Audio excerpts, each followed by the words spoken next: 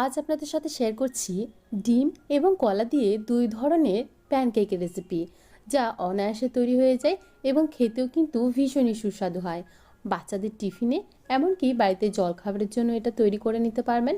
নামমাত্র তেলেই তৈরি হয় এবং বেশ স্বাস্থ্যকরও বটে। তো ভিডিওটি শুরু থেকে শেষ পর্যন্ত দেখার অনুরোধ রইল। তো প্রথমে আমি এখানে নিয়েছি 3টে কলা। যে কলাগুলো অতিরিক্ত পেকে যায় সেই কলাগুলো দিয়েই তৈরি করে নিতে পারবেন। তো আমার এই কলাগুলো বেশি পেকে গেছিলো, সেই কলাগুলো দিয়েই তৈরি করে নিচ্ছি।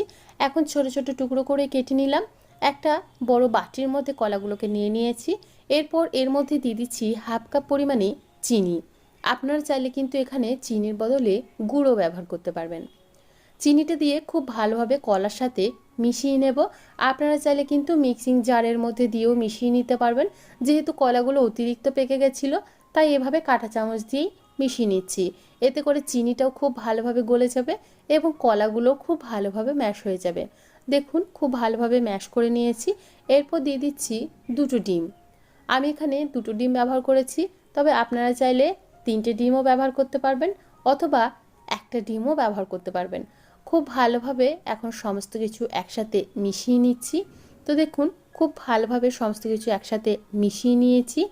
একদম স্মুথ হয়ে গেছে, কোনো রকম দানা অংশ নেই। আবারও বলছি, আপনারা চাইলে কিন্তু মিক্সিং জার ব্যবহার করতে পারবেন। এখন এর মধ্যে দিয়ে দেব 1 কাপ পরিমাণে ময়দা। অনেকেই ময়দা খায় না, সেক্ষেত্রে আপনারা এখানে আটারও ব্যবহার করতে পারবেন।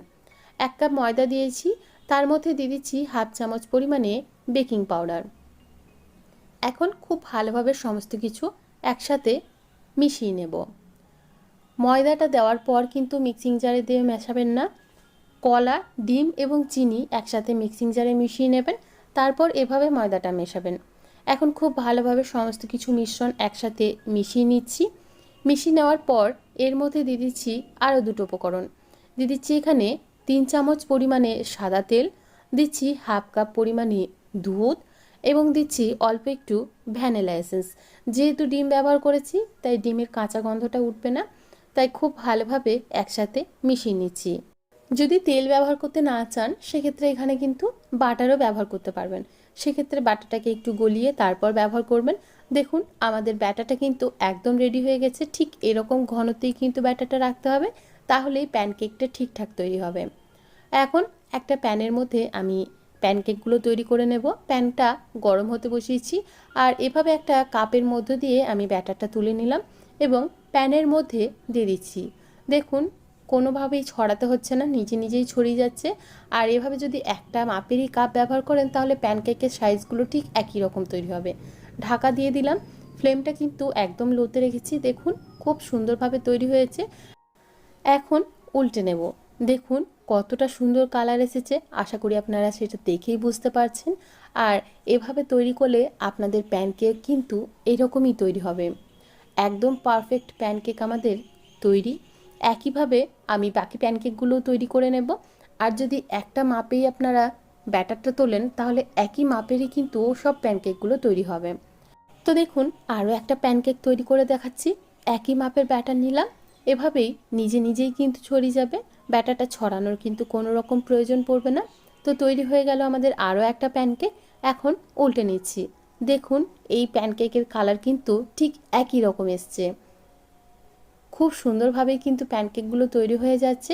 আর এইভাবেই আমি সমস্ত প্যানকেকগুলো তৈরি করে নিয়েছি। দেখুন, দেখতে কতটা অপূর্ব লাগছে। বাচ্চাদের যদি টিফিনে এটা পায়, তাহলে কিন্তু সবটা শেষ করে বাড়ি ফিরবে। এখন ওপর থেকে একটু মধু দিয়ে দিচ্ছি। দেখুন, দেখতে কিন্তু অপূর্ব লাগছে, খেতেও কিন্তু ভীষণই সুস্বাদু হয় আর হেলদিও বটে। কতটা নরম হয়েছে এখন সেটাও দেখিয়ে দিচ্ছি। দেখুন কতটা নরম হয়েছে, আশা করি আপনারা সেটা দেখেই বুঝতে পারছেন। তাহলে অবশ্যই বাড়িতে একবার ট্রাই করে দেখবেন, খেতে কিন্তু ভীষণই সুস্বাদু হয়। এখন দেখিয়ে দিচ্ছি আরও একটা প্যানকেকের রেসিপি। তো প্রথমেই আমি এখানে একটা বোলের মধ্যে নিয়ে নিচ্ছি হাফ কাপ পরিমাণে ওটস। এর মধ্যে দিয়ে দিচ্ছি প্রায় 7 থেকে 8টা কাজু, দিয়ে দিচ্ছি প্রায় 6 থেকে 7টা খেজুর, বীজটা ছাড়িয়ে নিয়েছি। এরপর এর মধ্যে দিয়ে দিচ্ছি 2টো ডিম। আমি এখানে 2টো ডিম ব্যবহার করেছি, তবে আপনারা চাইলে 3টে ডিমও ব্যবহার করতে পারবেন। এখন এখানে দিয়ে দিচ্ছি 2টো কলা, একইভাবে স্লাইস করে নিয়েছি।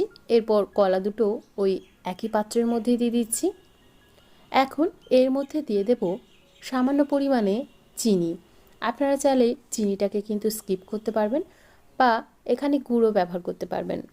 যেহেতু খেজুর এবং কলার মধ্যে কিছুটা মিষ্টি রয়েছে, যদি চিনি না দিতে চান সেটা স্কিপ করে দিতে পারবেন। এরপর এর মধ্যে দিয়ে দিলাম 1 কাপ পরিমাণে দুধ। এখন সমস্ত কিছু খুব ভালোভাবে একসাথে মিশিয়ে নিচ্ছি। দুধটা দিয়ে খুব ভালোভাবে ভিজিয়ে রাখতে হবে, তাহলে আমাদের কাজু, খেজুর এবং ওটসটা খুব ভালোভাবে নরম হয়ে যাবে। এটা ভিজতে কিন্তু খুব বেশি সময় লাগে না। 10 থেকে 15 মিনিট যদি ভিজিয়ে রাখেন তাহলে খুব সুন্দরভাবে ভিজে যাবে। দেখুন এভাবে ঢাকা দিয়ে চেপে দিলাম এবং ভিজতে দিলাম প্রায় 15 মিনিটের মতো। এভাবে যদি বাচ্চাদের টিফিনে তৈরি করে দেন তাহলে বাচ্চাদের পেট অনেকক্ষণ ভরা থাকবে এবং কিছু ভালো জিনিসও তাদের পেটের মধ্যে যাবে। তো দেখুন খুব ভালোভাবে ভিজে গেছে। এখন সম্পূর্ণ মিশ্রণটা দিয়ে দিচ্ছি একটা মিক্সিং জারের মধ্যে। এখন খুব ভালোভাবে ব্লেন্ড করে নেব। তবে এই সময় আর কোনো দুধ এক্সট্রা দেব না, যা দিয়েছি সেটাই কিন্তু ব্লেন্ড করে নিচ্ছি। খুব স্মুথভাবে ব্লেন্ড করে নেওয়ার পর আমাদের ব্যাটারটা কিন্তু একদম তৈরি হয়ে যাবে। এখন দেখে নিন ব্যাটারের ঘনত্বটা ঠিক কীরকম রয়েছে। দেখুন ব্যাটারের ঘনত্বটা ঠিক এরকম রেখেছি, এরকমই ঘনত্বটা রাখতে হবে। চাইলে আপনারা অল্প একটু দুধ কিন্তু মিশিয়েও দিতে পারেন। আমি এরকম ঘনত্বে রেখেছি।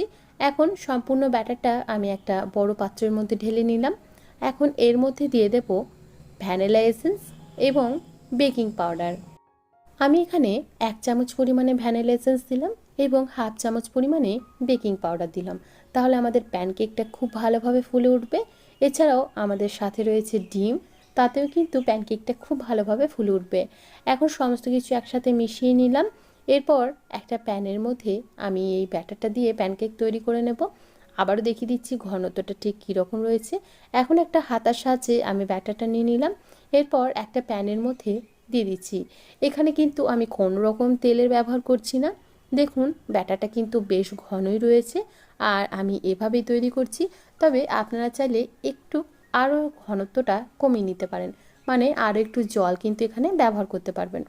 দেখুন আমাদের প্যানকেকটা কিন্তু একদম তৈরি হয়ে যাচ্ছে আর কী সুন্দর কালারটা এসছে, আপনারা সেটা দেখেই বুঝতে পারছেন। এই প্যানকেকগুলো খেতে কিন্তু অসাধারণ স্বাদের হয় আর প্যানকেকগুলো খেলে কিন্তু পেটও অনেকটা ভরা থাকবে। বাচ্চাদের টিফিনে অনায়াসে এটা ঝটপট তৈরি করে দিতে পারবেন আর বানানো তো দেখছেনই ভীষণই সহজ। তো সব প্যানকেক আমার এখানে তৈরি হয়ে গেছে। এখন দেখিয়ে দিচ্ছি প্যানকেকটা কতটা নরম হয়েছে। আশা করি আপনারা সেটা দেখেই বুঝতে পারছেন। ভালো লেগে থাকলে অবশ্যই বাড়িতে ট্রাই করে দেখবেন। আর আমার চ্যানেলে নতুন বন্ধু হয়ে থাকলে চ্যানেলটিকে সাবস্ক্রাইব করে আমার পাশে থাকার অনুরোধ রইল। আজকে এখানে বিদায় জানাচ্ছি, আবারও হাজির হয়ে যাব অন্য কোনো দিন অন্য কোনো রেসিপি নিয়ে। ধন্যবাদ।